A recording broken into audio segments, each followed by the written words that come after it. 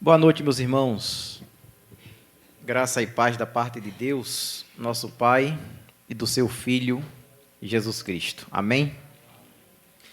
Hoje nós vamos dar continuidade às exposições das parábolas de Jesus. Mas antes eu queria louvar a Deus pela vida de todos os irmãos dessa comunidade de fé, que passaram o mês de outubro imergidos na celebração da Reforma Protestante. Deus abençoe a sua vida, todos aqueles que participaram, que contribuíram, que trabalharam, Deus seja louvado. Vamos abrir a Escritura Sagrada em Lucas, Evangelho segundo Lucas, o capítulo de número 11, Lucas capítulo 11.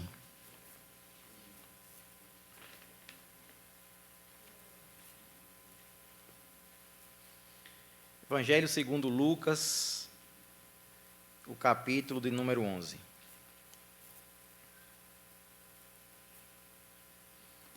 Vamos ler do versículo 17 até o versículo 23. Lucas 17 ao 23.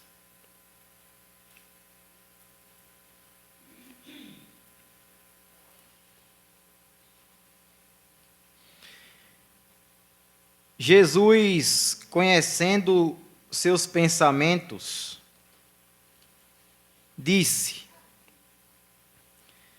todo reino dividido internamente está condenado à ruína.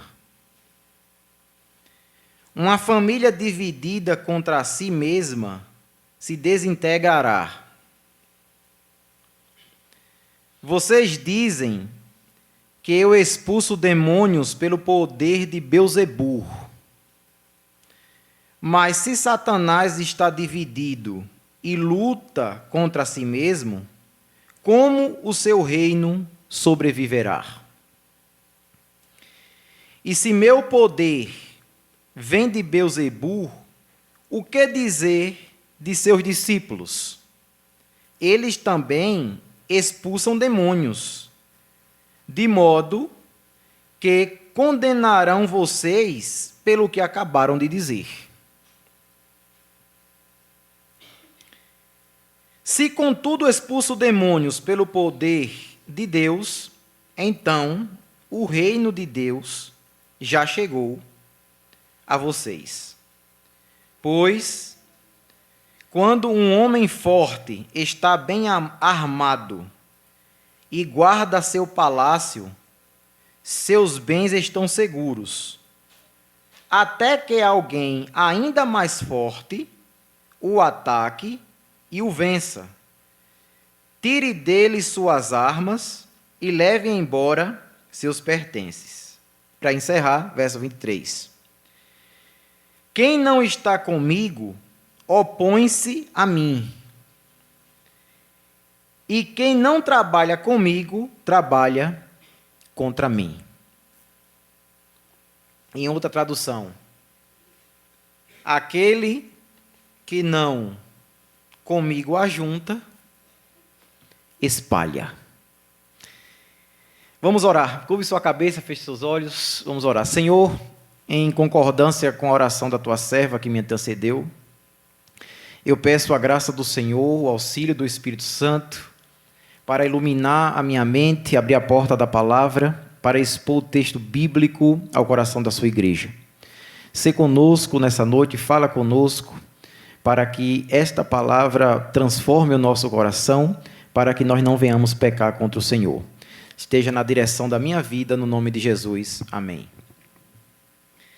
Meus amados, essa parábola dupla, que fala do reino dividido e do homem mais valente, faz parte de uma resposta que Jesus deu a uma falsa acusação feita pelos fariseus. e escribas acerca da origem, da autoridade que Jesus tinha para expulsar demônios. Eles, de forma injusta e maldosa, questionaram Jesus a fonte dessa autoridade.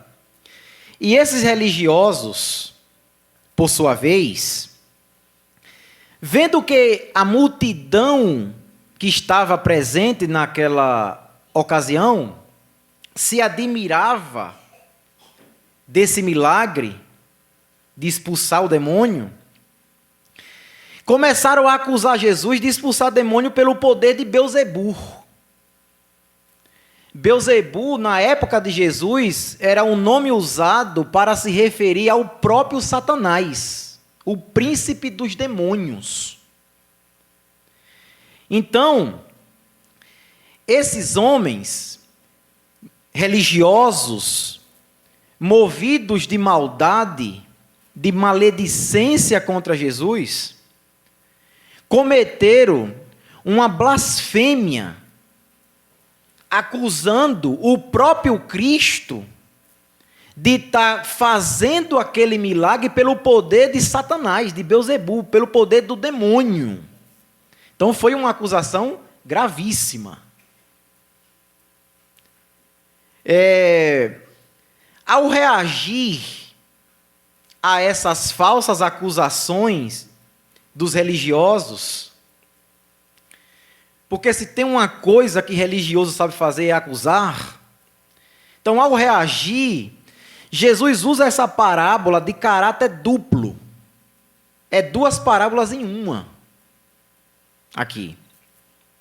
E ele usa essa parábola de caráter duplo para explicar sobre a vitória do reino de Deus sobre o reino das trevas e para revelar que o mal é real, mas não é invencível. Então nós vamos trabalhar de forma expositiva esses versos aqui, e eu peço aos irmãos que vejam aí na sua Bíblia, acompanhem por gentileza. Verso 17 e 18, vamos tratar aqui texto, versículo por versículo. Então, Jesus ele diz que o reino de Deus chegou para libertar os oprimidos, através dessa parábola. E que ninguém pode permanecer neutro diante de Jesus. O verso 17 e 18, Jesus ele fala o perigo de um reino dividido. Ele começa respondendo àquela falsa acusação, falando a respeito de um reino dividido. E aí nós vamos trabalhar esses dois versículos aqui. Veja a resposta de Jesus. Jesus, conhecendo os seus pensamentos, disse: todo reino dividido internamente está condenado à ruína. Uma família dividida contra si mesma se desentregará. 18. Vocês dizem que eu expulso o demônio pelo poder de Belzebu. Mas se Satanás está dividido e luta contra si mesmo, como o seu reino sobreviverá? Vamos trabalhar esses dois versos aqui a respeito de reino dividido. Essa resposta de Jesus é uma resposta lógica. Por quê? Se Satanás luta contra si próprio, então como esse reino pode permanecer de pé? Então essa é uma resposta lógica que Jesus dá aos líderes religiosos. O que Jesus está nos apresentando aqui, nos ensinando através dessa parábola, é que toda divisão, meus irmãos, é destrutiva. Toda divisão é destrutiva. Seja no lar, dentro de casa, seja na igreja, na comunidade de fé, ou seja, no coração, internamente e pessoalmente. A respeito de divisão no lar, tem um texto bíblico que é o outro evangelista, Lucas, narrando essa mesma passagem. Ele diz o seguinte, quer dizer, o outro evangelista, Marcos, melhor dizendo. Ele diz o seguinte, Marcos capítulo 3, veja aí, só voltar um pouquinho. Marcos capítulo 3, veja o perigo de uma casa dividida, um lar dividido. Um puxa para um lado, outro puxa para outro. Marcos capítulo 3, versículo 25, diz o seguinte.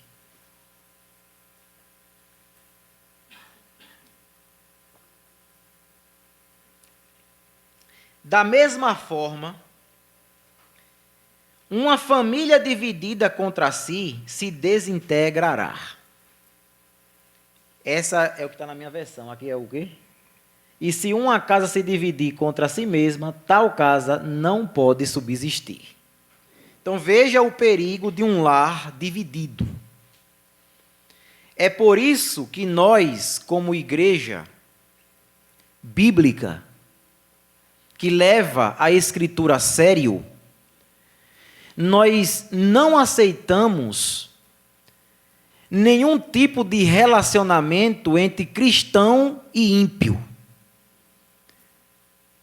Pessoas que estão na igreja solteiras, que procuram pessoas descrentes para um relacionamento. Nós entendemos pela palavra de Deus que luz e trevas não têm comunhão. Nós entendemos pela palavra de Deus que um filho de Deus se casando com um filho do diabo, não tem como isso dar certo. Porque esse lar vai cair em ruínas. O lar não pode ser dividido. O ambiente familiar tem que ser um ambiente de concordância. Tem que ser um ambiente de diálogo. Para que chegue a um denominador comum e para que a decisão seja benéfica para ambos ou para todos. Porque uma casa dividida entrará em ruínas. O texto bíblico está falando. Outra divisão também que Deus reprova e condena é divisão na igreja, na comunidade de fé. Nós estamos trabalhando os 2 versículos que Jesus fala de reino dividido. E na igreja, é possível haver divisão? É possível.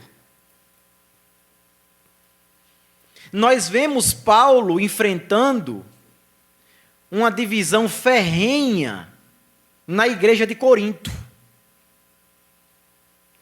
aonde tinha grupos na igreja que tinha preferência de obreiros. Um grupo dizia que gostava de Paulo, outro grupo dizia que gostava de Apolo, outro grupo dizia que gostava de Cefas, e outro grupo dizia que não gostava de obreiro nenhum, só gostava de Jesus. Então estava tendo facções, divisões dentro de uma igreja, que por incrível que pareça, era a igreja que possuía todos os dons espirituais. Porque ter dom espiritual não é sinônimo de espiritualidade. Nem todo mundo que prega é espiritual. Nem todo mundo que canta é espiritual.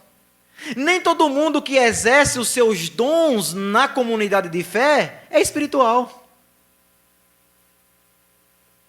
E nós vemos isso claro nas páginas da Escritura, Paulo escrevendo para a igreja de Corinto. E aquela igreja não tinha como ela crescer com divisões dentro dela. Era impossível aquela igreja fluir com tais divisões. Eu convido os irmãos a abrir comigo em 1 Coríntios. Vamos para o texto, que fica mais claro. 1 Coríntios, veja o que é que o texto bíblico diz.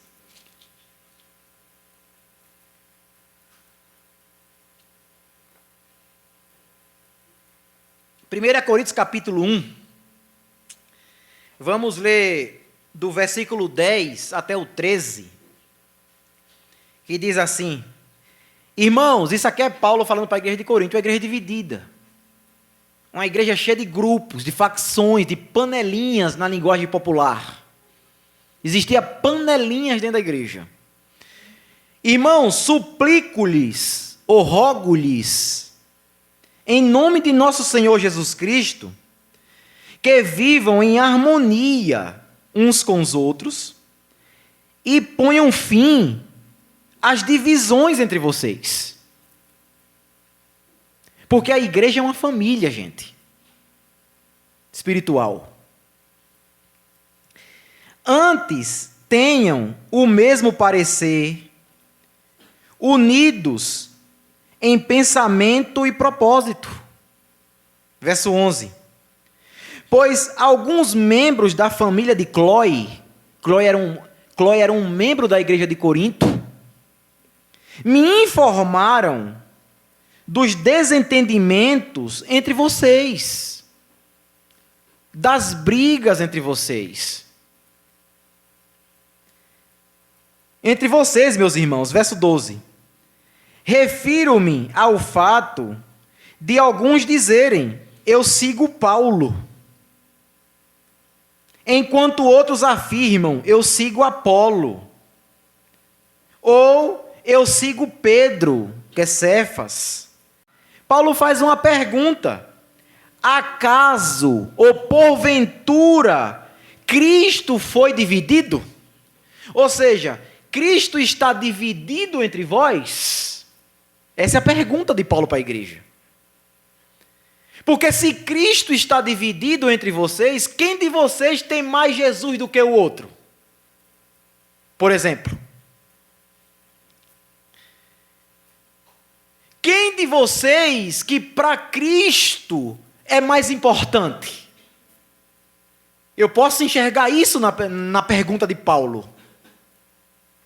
Quem de vocês é mais salvo? É mais santo? É mais perfeito? Ninguém. Se a pergunta é retórica, a resposta é essa: ninguém. Cristo é um em todos. Não tem que haver divisão. E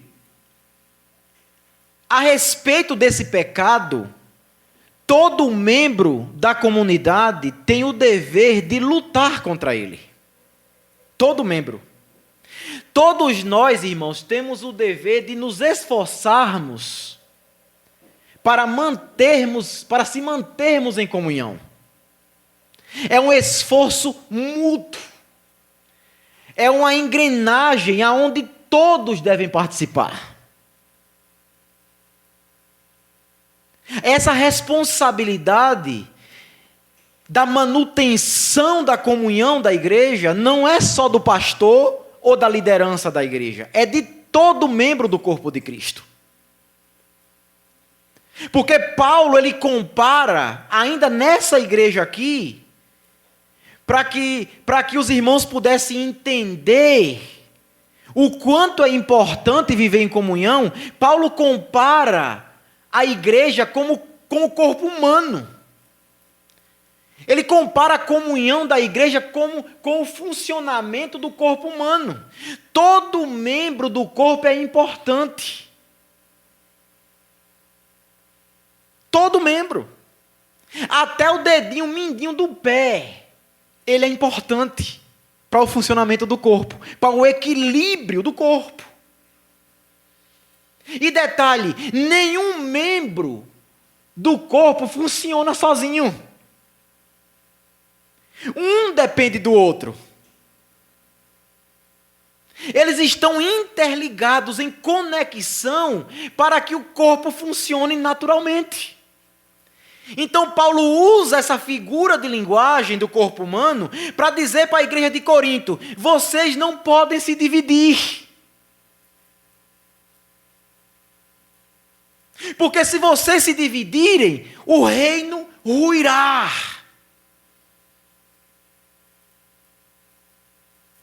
Não faz sentido.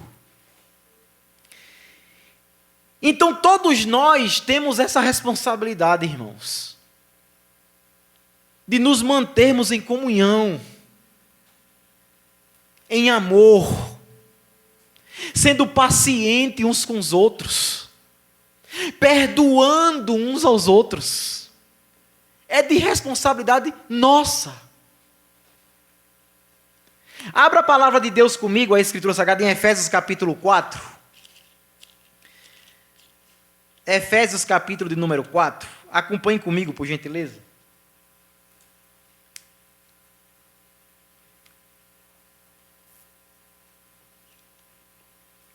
Efésios 4, do 1 ao 5. Diz o seguinte: portanto, como prisioneiro no Senhor, suplico-lhes ou rogo-lhes que vivam de modo digno do chamado que receberam. Aí agora ele vai dizer para que foi que Deus nos chamou. Vivam de modo digno ou coerente com o chamado que vocês receberam. Agora ele vai dizer qual é o chamado. Verso 2. Fingir que não ouviu. Não tem jeito. Fingir que não está vendo. E por que eu tenho que tolerar isso pacientemente, irmão Alex? Porque o texto está dizendo que existe algo maior a ser preservado, que é a comunhão da igreja.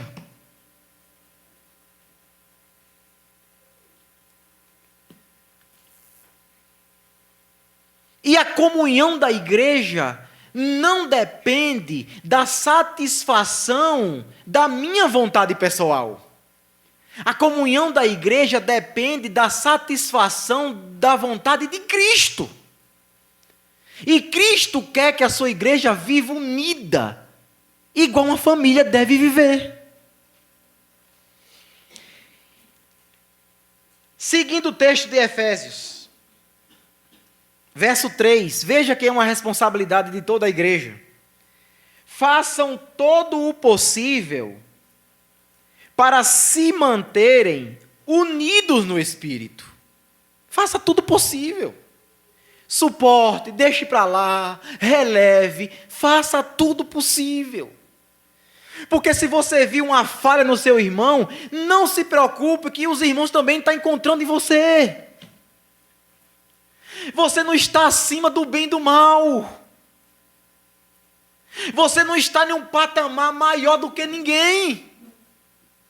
Assim como você enxerga defeitos nos outros, todo mundo está enxergando os seus. Não tem jeito. Façam todo o possível para se manterem unidos no Espírito, ligados pelo vínculo da paz. Nosso ambiente tem que ter paz. Nós somos igreja. Nós servimos ao príncipe da paz. Maravilhoso, conselheiro, Deus forte, Pai da eternidade e príncipe da paz. Jesus Cristo, antes de ser assunto ao céu, ele disse para os discípulos: deixo-vos a paz. A minha paz eu vos dou. Então nós temos que viver em paz uns com os outros. Porque se a gente não viver em paz aqui, vai viver aonde? Na vizinhança? Cheia de ímpios perturbados? No trabalho? Cheio de pessoas perturbadas da cabeça? No nosso ambiente familiar, onde tem descrentes altamente problemáticos? ou problemáticos, no plural. Então nós temos essa obrigação, esse dever de preservar isso no nosso meio. E aí, verso 4. Aí agora, Paulo agora vai dizer por que nós temos que preservar isso.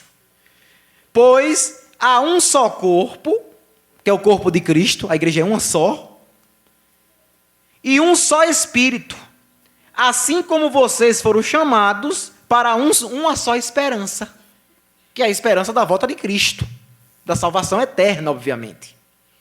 Verso 5, para encerrar. Há um só Senhor, Cristo, uma só fé, ninguém tem mais fé do que outro, a fé é uma. Está vendo? Um só batismo, um só Deus e Pai de tudo, o qual está sobre todos, em todos e vive por meio de todos. Ou seja, ninguém está em um pedestal de superioridade. Deus, Ele está sobre todos, em todos e vive por meio de todos. É simples. Perceberam aí a nossa responsabilidade como igreja? De nos mantermos em comunhão fraternal? Então vamos lá. Divisão na igreja é um problema e Deus não quer. Mas também existe a divisão do coração. Coração dividido. E isso também é problemático diante de Deus. Vamos ler Tiago capítulo 1, para vocês verem o perigo de um coração também dividido. A pessoa não pode ficar em cima do muro. Tiago capítulo 1. Vamos ler os versículos do 5 até o 8.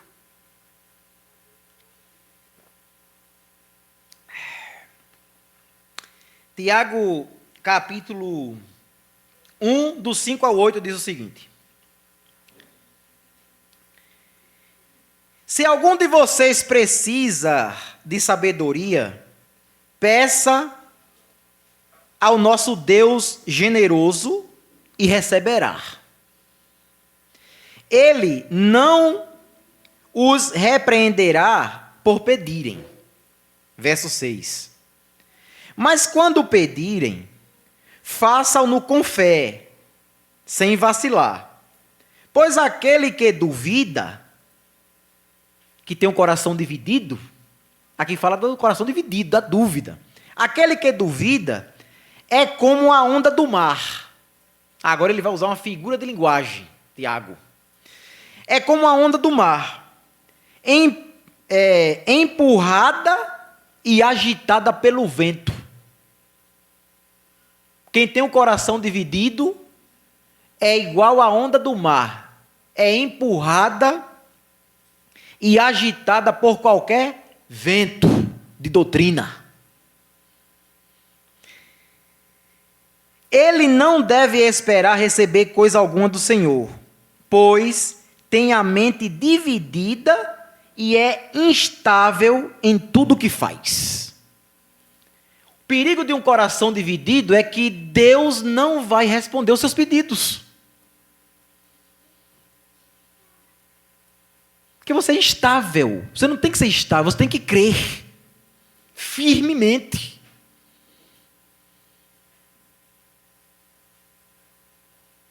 Porque quem anda com a mente dividida é levado por qualquer vento de doutrina. É uma pessoa teleguiada, digamos assim, na linguagem popular. Uma pessoa dividida, uma pessoa que não tem firmeza, não é firmada na doutrina dos apóstolos, ela é levada por qualquer conversa. É teleguiada. Por quê? Ela tem a mente dividida, instável. Mas não pode ter. Um coração dividido entre o mundo e Deus não subsiste também. Pessoas que estão divididas entre Deus e o mundo. Não sabe se vai para a igreja, e não sabe se vive no pecado. Não vai subsistir. O crente deve estar inteiro ao lado de Cristo, sem duplicidade espiritual. Jesus quer que você se entregue por inteiro. Tem que ficar dividido. Jesus Cristo disse o seguinte, Mateus 6,24. Ninguém pode servir a dois senhores. Não pode ter divisão no coração. Deus nos chamou para vivermos unidos e em comunhão sincera. Então, o verso 17 e o 18, Jesus tratou sobre essas questões. Então, vamos agora para o verso 19, lá do texto de Lucas, da parábola. Verso 19, Jesus agora expõe, no verso 19, a hipocrisia dos líderes religiosos.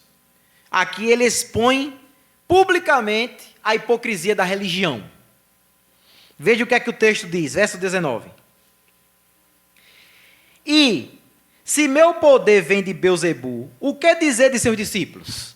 Dos discípulos dos fariseus, ele está se referindo aqui. Eles também expulsam demônios.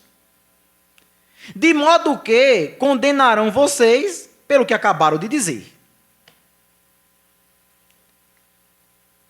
Aqui Jesus está desafiando a lógica dos fariseus. Por quê? Naquela época, alguns judeus também praticavam exorcismo. Naquela época. E os fariseus não os acusavam deles estarem fazendo aquilo pelo poder do diabo. Então Jesus expõe a incoerência dos caras. Ou seja, eles chegam até Jesus e dizem o seguinte, olha, você está expulsando o demônio pelo diabo, por Beelzebu. É Satanás que está ali usando. Aí qual é o argumento de Jesus para expor a hipocrisia dos caras? Ele diz o seguinte, já que é pelo diabo, então os discípulos de vocês também expulsam o demônio, então é o diabo também. E por que vocês não dizem que é o diabo? Quer dizer que quando é eu estou simplificando o texto. Quando é eu que expulso é Satanás, mas quando é o seu discípulo, não é Satanás? Como é isso aí? Como é que vocês cobram dos outros aquilo que vocês não podem dar? Esse é o perigo da religião.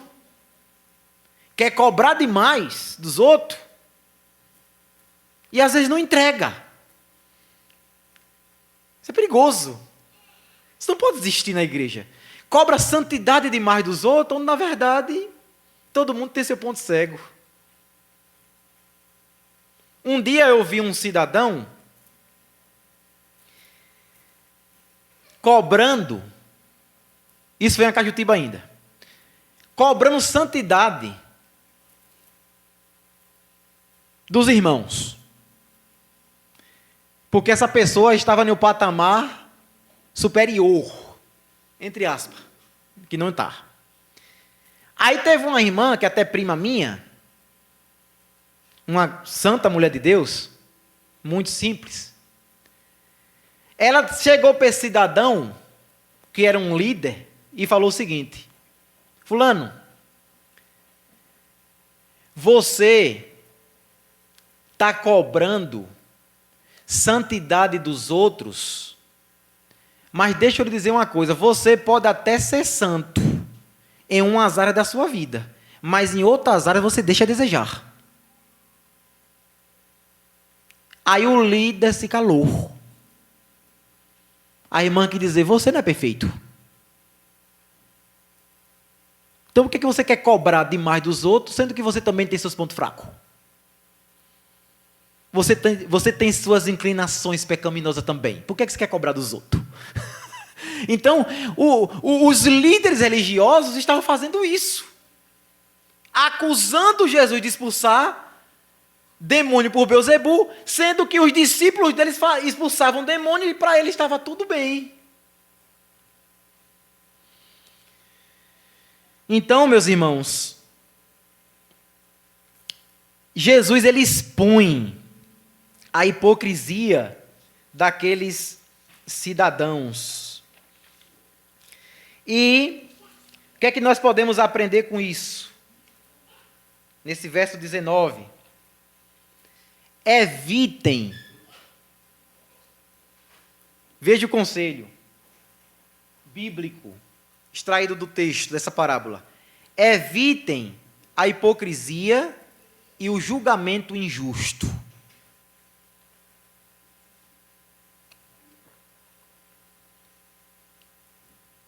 Nesse versículo aqui, Jesus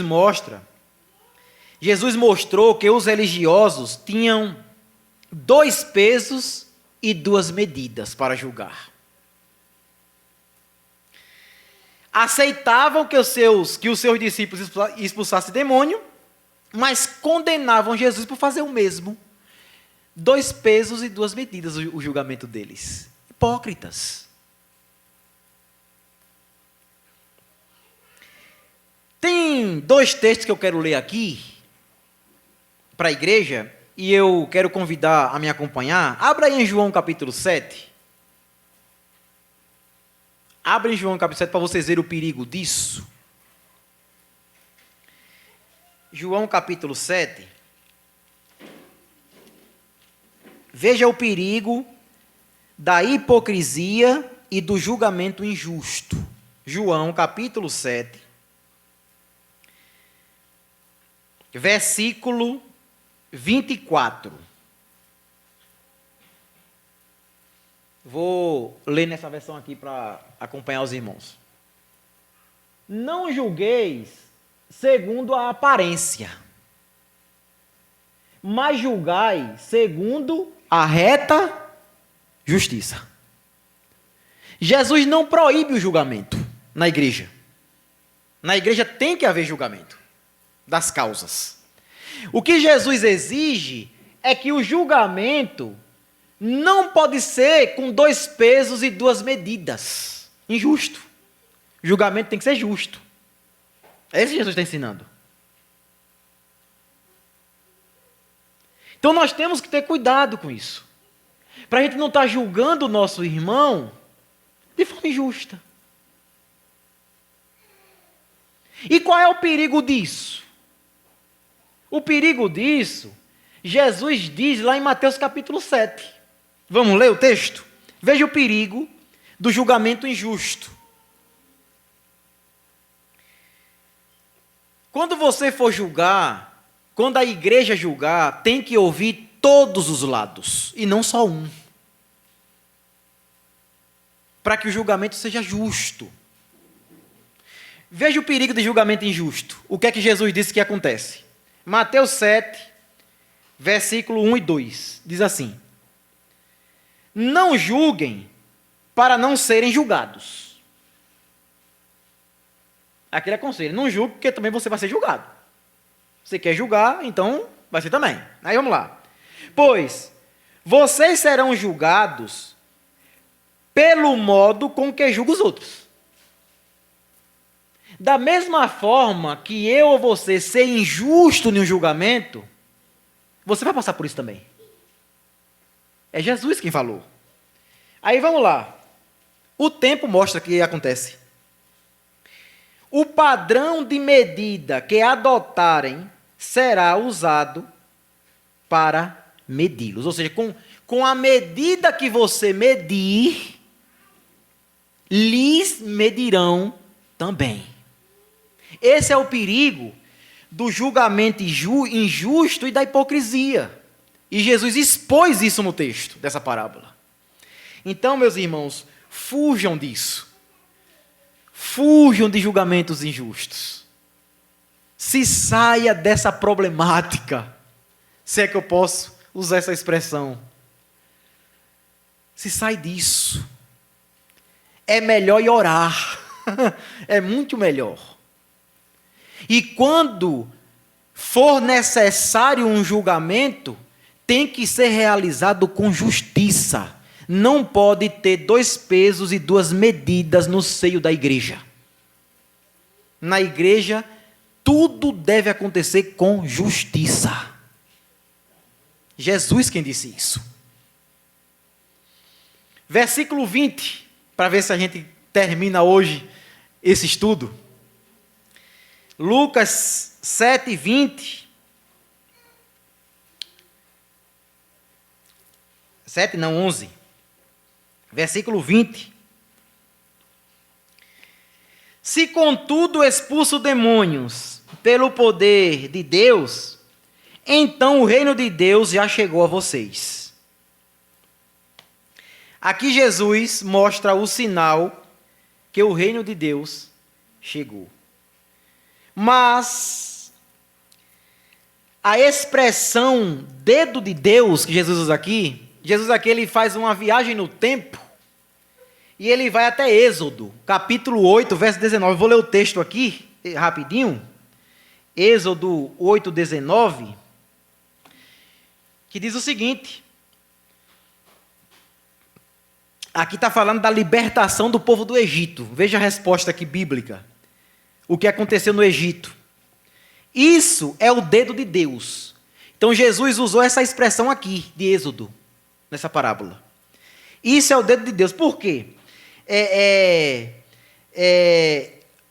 Esse texto de Êxodo fala que foi o dedo de Deus que libertou o povo do Egito.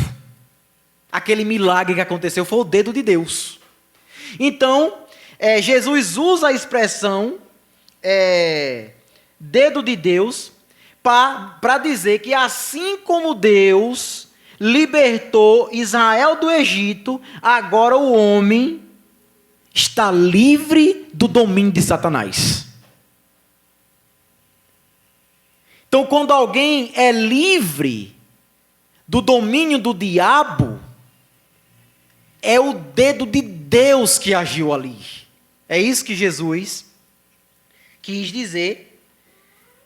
E o reino de Deus não é algo futuro, porque Jesus ele fala que o reino de Deus chegou. Aqui ele fala que chegou o reino de Deus no verso 20. E o reino de Deus não é algo futuro, ele já começou. O reino de Deus começou na vinda de Jesus, na primeira vinda. O reino de Deus é inaugurado quando Jesus entra nesse mundo, através do nascimento virginal. Então, meus irmãos,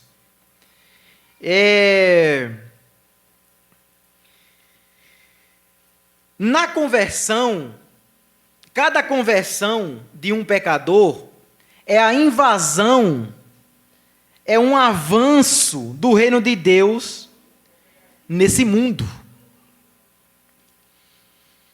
Então, cada pessoa que se rende a Cristo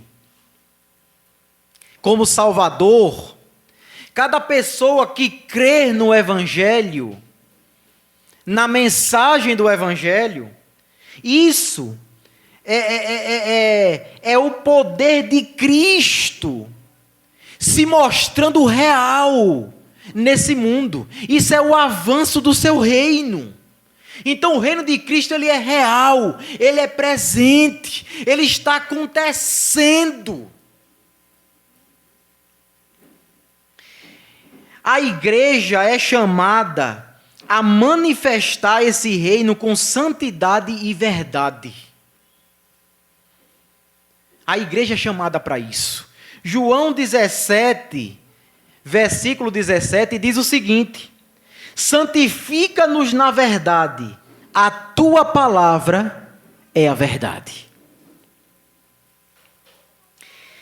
E como deve ser esse reino manifestado na igreja? Como é que a igreja pode representar o reino de Deus?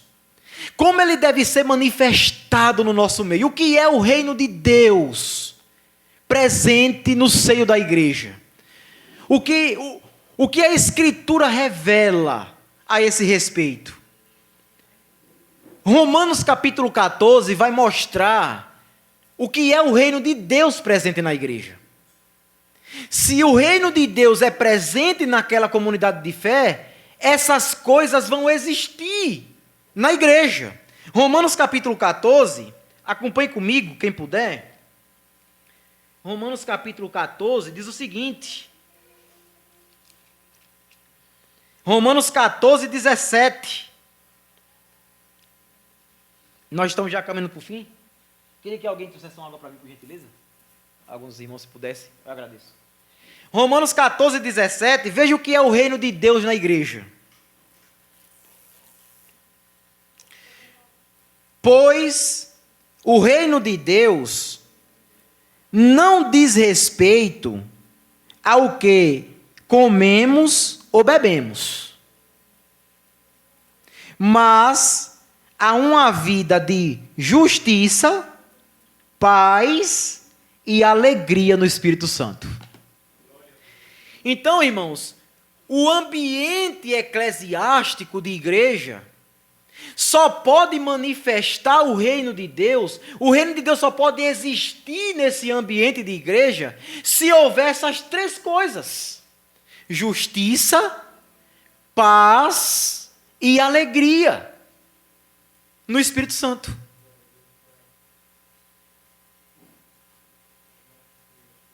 Então Deus nos chamou para promover esse reino.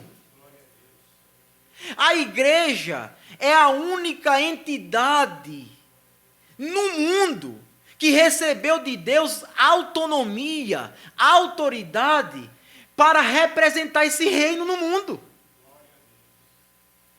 A expressão do reino de Deus é isso: é justiça, é paz e alegria com o Espírito Santo. Esses três elementos têm que existir no nosso meio. Senão, o reino de Deus está ruindo. Tem que existir. E observe que Jesus começa a parábola criticando a divisão na igreja. E agora ele está caminhando para o fim, e aí ele entra no resultado da unidade. Quando tem unidade, quando tem comunhão, vai fluir esses três elementos aqui: justiça, paz e alegria com o Espírito Santo. Então, é de nossa responsabilidade lutarmos para manifestar o reino de Deus nesse mundo, com justiça, paz e alegria. Coisa que o mundo não tem. Coisa que o ambiente sujo religioso não tem. Porque isso aqui é do reino de Deus. E o reino de Deus está dentro de mim e de você.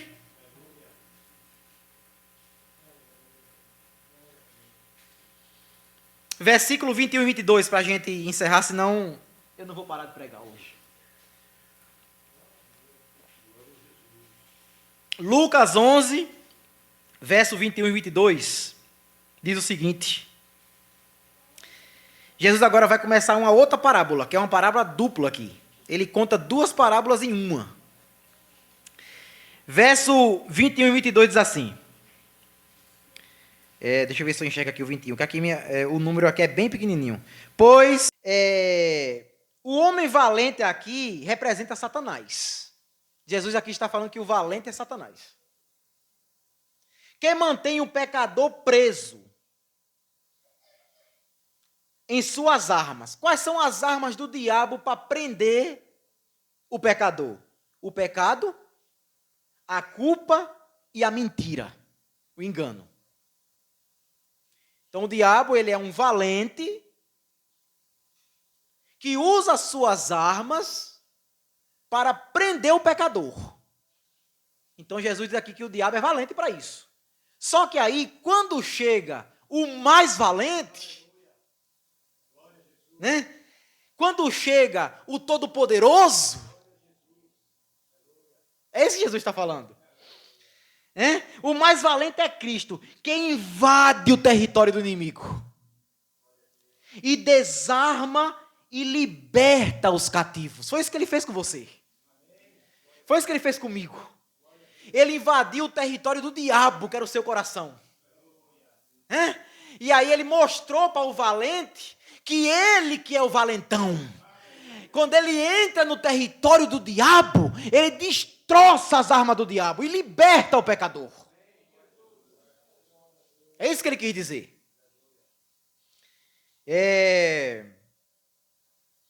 Na cruz, Jesus venceu definitivamente o inimigo. Na cruz ele deu a resposta final para o diabo. Colossenses 2 diz o seguinte, eu vou ler o texto aqui, bíblico, texto sagrado, para fundamentar aqui o argumento. Colossenses 2, 14 e 15, quem quiser acompanhar, para ser um crente bereiano, fica à vontade. Colossenses 2, 14 e 15 diz o seguinte. Ele cancelou, aqui ele venceu o valente. O mais valente e todo-poderoso venceu o diabo aqui, ó. Ele cancelou o registro de acusação contra nós, removendo e pagando na cruz. Desse modo, desarmou os governantes e autoridades espirituais e os envergonhou publicamente ao vencê-los na cruz do Calvário.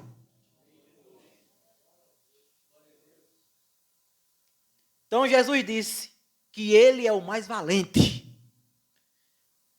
que venceu o diabo na cruz do Calvário. A vitória de Cristo é completa, pública e eterna. Essa palavrinha aqui, o versículo 14, volta aí por gentileza, Gabriel.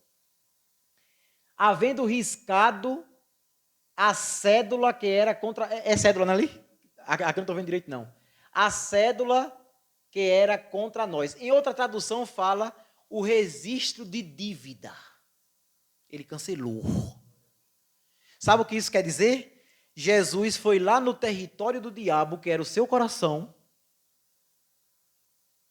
arrancou você de lá, da escravidão do diabo. O diabo lhe escravizava, lhe prendia no pecado, no engano e na mentira. Ele foi lá, porque ele é mais valente, arrancou você dessa prisão, isso na cruz. E aí chegou, pegou você diante de Deus e diz assim: Pai, a dívida dele, de todos os pecados dele, está paga. Eu vou pagar na cruz. Está quitado. Ele não lhe deve mais nada. Portanto, agora nenhuma condenação há para aqueles que estão em Cristo Jesus, o nosso Senhor. Quitado. O diabo foi vencido na cruz.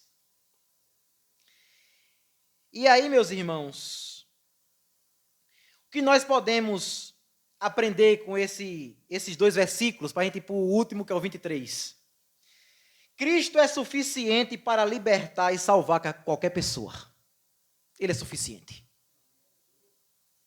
É Ele quem faz. É Ele que é o mais valente. Não precisa de mais nada. Mais nada. Cristo é suficiente. Nenhum pecado é forte demais para resistir o poder do Evangelho. Nenhum. Outro ensinamento: o crente vive hoje na vitória de Cristo e não mais sob o poder do mal. Nós somos hoje vitoriosos em Cristo Jesus. E aí, tem um texto bíblico que eu vou ler aqui rapidinho, aí no fim da Bíblia, se você quiser me acompanhar. 1 João 3,8, que diz o seguinte. 1 João, capítulo 3, versículo 8, diz o seguinte: Para isto se manifestou o Filho de Deus, Cristo. Para quê? Para destruir as obras do diabo. Pronto. E aí, verso 23, para a gente encerrar dessa parábola, Jesus diz o seguinte: Quem não está comigo, aqui a minha versão, os irmãos podem acompanhar aqui, está um pouco diferente, mas o sentido do texto é o mesmo. Quem não está comigo, opõe-se a mim. Quem não trabalha comigo, trabalha contra mim. Nesse texto, Jesus está dizendo que ninguém é neutro diante dele. Ou é do lado dele, ou é contra ele. Ninguém é neutro. Jesus aqui está dizendo que não existe meio termo. Para ele não tem meio termo. Ou a pessoa creu e se arrependeu, ou a pessoa é uma perdida. Não tem meio termo. Para ele não. Jesus declara aqui nessa passagem, nesse versículo, que não existe neutralidade espiritual. Não tem. Não existe isso. Ou é ou não é. Para Jesus. Ou é crente, ou é ímpio. Ou é filho de Deus, ou é filho do diabo. Para os irmãos terem ideia, a Bíblia apresenta essa dicotomia. Filho de Deus, filho do diabo. Ovelhas, bode. Joio, trigo. Luz, trevas. Então a Bíblia, ela apresenta claramente em várias passagens essa dicotomia, que não tem meio termo, não tem ninguém neutro diante de Deus. Não tem.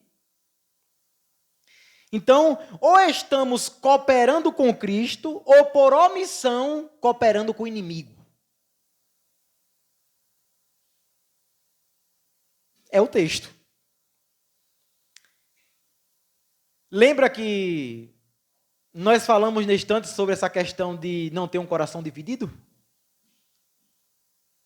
Ou é ou não é? Então Jesus encerra praticamente trazendo esse assunto à tona de novo. Como nós podemos aprender isso aqui? O que Jesus nos ensina nesse verso?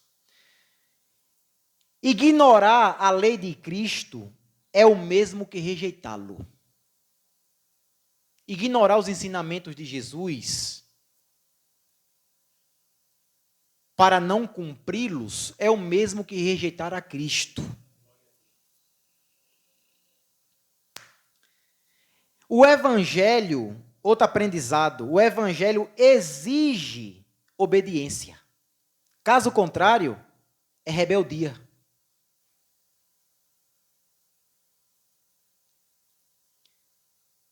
Não vai ter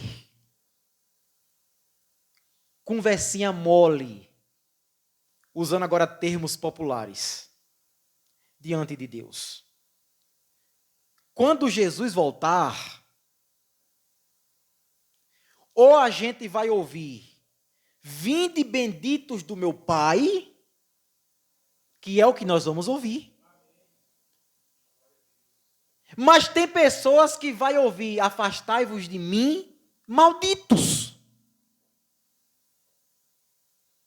Porque eu nunca te conheci. E vocês praticam a iniquidade. E aí Jesus agora vai mostrar que essas pessoas não obedeceram os seus mandamentos. Aí ele vai dizer, porque eu tive fome e vocês não me deram de comer. Ou seja, vocês não cumpriram o partir do pão. Eu tive sede e vocês não me deram de beber. Eu tive nu, vocês não me vestiram. Eu fui estrangeiro e vocês não me hospedaram. Fecharam a porta da casa para mim. Eu estive doente no hospital e ninguém foi me visitar. Então, para essas pessoas, porque não tem meio termo com Jesus, ou é ou não é, para essas pessoas que ele vai dizer, afastai-vos de mim, ele vai dizer o motivo, vocês não me obedeceram. Porque o Evangelho exige obediência. Quem é salvo, obedece a Cristo. O verdadeiro discípulo vive para ajuntar com Cristo, e não para espalhar, para dividir. Irmãos, qualquer ser humano que chegar até você para encher a sua cabeça de abobrinha, para jogar você contra qualquer pessoa, é o diabo que está usando ele. O diabo está usando essa pessoa para você quebrar o mandamento de Cristo. Cuidado. Cuidado. João 14,15 diz assim, veja que Jesus exige obediência. João 14,15. Quem é salvo, quem é cheio do Espírito Santo, irmãos, busca unidade e não divisão. João capítulo 14, verso 15, diz assim, e eu já estou caminhando para o fim. Se vocês me amam, obedeçam os meus mandamentos. Em outra tradução, aqueles que me amam, obedecem os meus mandamentos. Josué 24,15 diz o seguinte, escolhei hoje a quem sirvais, porém, eu e minha casa serviremos ao Senhor. Eu e minha casa serviremos ao Senhor. Conclusão. Essa parábola, meus queridos, mostra 3 grandes verdades. E aí a gente vai encerrar e orar para a gente se abraçar. Primeiro, o reino de Cristo é indivisível e invencível. Ninguém vai conseguir dividir o corpo de Cristo, por mais que tente. O diabo não consegue dividir aquilo que Cristo uniu. Não consegue. Então essa é a primeira verdade que essas 2 parábolas nos apresentam. A segunda verdade é que o poder de Jesus é superior a todo o poder das trevas. Todo. E por fim, só existe 2 tipos de pessoas.